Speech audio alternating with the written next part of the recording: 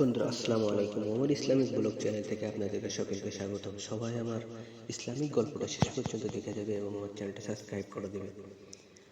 আজকের গল্প, আল্লাহর দেওয়া সম্পদ দান না করার করুণ পরিণতি।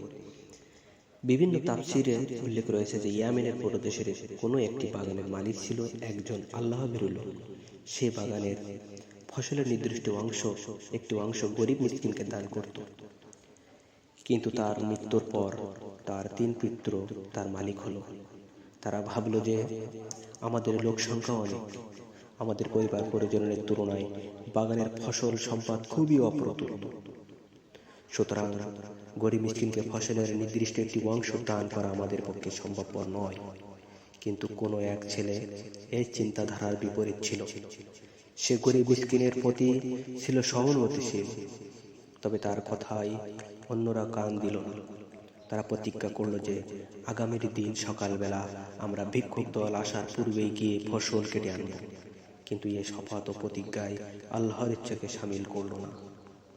অর্থাৎ তারা একথা বলল না যে আল্লাহ চাইলে ইনশাআল্লাহ আমরা আগামীকাল সকালবেলা গিয়ে ফসল কেটে আনব। এই ইনশাআল্লাহ না বলা এবং গরিব মিসকিনকে না দেওয়ায় ইচ্ছা প্রকাশের অপরাধে তাদের ঘুমিয়ে থাকা অবস্থায় আল্লাহ তাআলা তাদের বাগানের উপর গজব নাজিল করলেন। ফলে প্রচণ্ড মরুঝড় বায়ু বাগানের উপর দিয়ে প্রবাহিত হয়ে বাগানের ফসলকে মথিত করে সম্পূর্ণরূপে বিনাশ ও ধ্বংস করে ফেলল।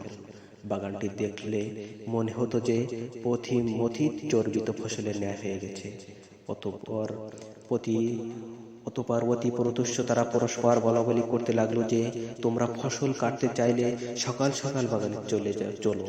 ভিক্ষুকদের দল ভিড় জমাবার পূর্বে ফসল তুলে আনতে হবে।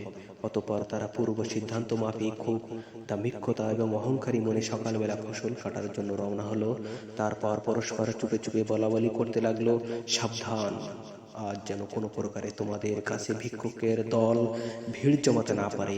তারা আসার পূর্বেই ফসল তোলার কাজ শেষ করতে হবে।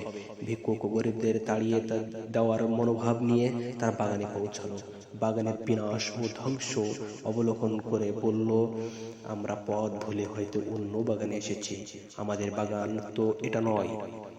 আমাদের বাগান কত সুন্দর সুজলা শস্য শ্যামলা ভরা।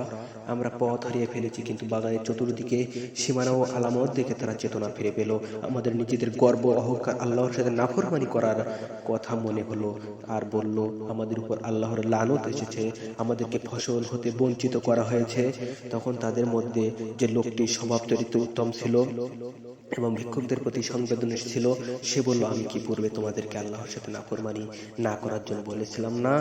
এটা আল্লাহর সাথে নাফরমানি করণ ভিক্ষুকদের বঞ্চিত করার ইচ্ছা গর্ব অহংকারের পরিণতি ছাড়াই কিছুই না। এখনো সময় রয়েছে। গুনাহ হতে তওবা করো। আল্লাহর মহিমা ঘোষণা এখনো কেন করছো না? সর্বহারা হওয়ার পরও তাদের বিভ্রান্তি দশা কাটালো। তারা মনে মনে তওবা করে আল্লাহর নিকট প্রার্থনা করে বলল, হে আমাদের প্রতিপালক, আমরা আপনার মহিমার প্রকাশ করছি। আপনি মহাশক্তিধর, আপনি আমাদেরকে ক্ষমা করুন। আমরা সীমা লঙ্ঘন করে ফেলেছি। ক্ষমা না করলে আমাদের আর কোনো উপায় নেই। অতঃপর তারা পরস্পরের দোষারোপ করতে লাগলো। পরিশেষে নিজেদের ভাগ্য বিড়ম্বনার জন্য নিজেদের দোষী সাব্যস্ত করলো এবং বলল, এটা আল্লাহর সাথে বিদ্রোহমূলক আচরণের জন্য হয়েছে। তারা আল্লাহর নিকট খাঁটি অন্তরে তওবা করে আশা করলো যে আল্লাহ মহা অতিশয় দয়ালু। সুতরাং আমরা আশা করতে পারি যে তিনি নিজ গুণে আমাদের ক্ষমা করে এই বাগানের পরিবর্তন উত্তম বাগান আমাদেরকে দান করতে পারেন। আমরা আমাদের যাবতীয় সমস্যা তার নিকট অর্পণ করলাম এবং তার দিকেই মনোনিবেশ করলাম।